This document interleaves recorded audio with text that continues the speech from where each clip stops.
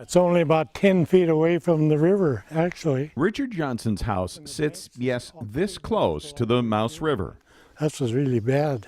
Bad because the river that looks so serene right now was 4 years ago today flooding the historic Johnson house for the first time since it had been built in the late 1890s. 2011 was, I think that was about the 9th flood.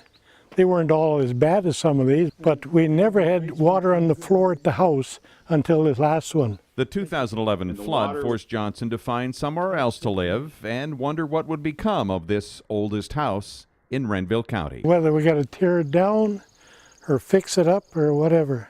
It's a tough situation. It'll give us the exact elevation at the ground. That's where Kevin Bloom and his magic GPS device come in. We're within 3 to 6 centimeters, so the accuracy ends up being very precise. Actually, Kevin works for the Army Corps of Engineers, and the space-age device he's using, I'm pulling off of 21 satellites right now, is part of an effort to help rural landowners along the Mouse River figure out how to answer the question posed by Richard Johnson. We don't know if we should tear the old house down or we should fix it up. It's initial steps to work with folks to try to see really what's at risk and what could potentially be done in the future. Bloom is taking measurements at rural sites all along the river as part of the STARR program.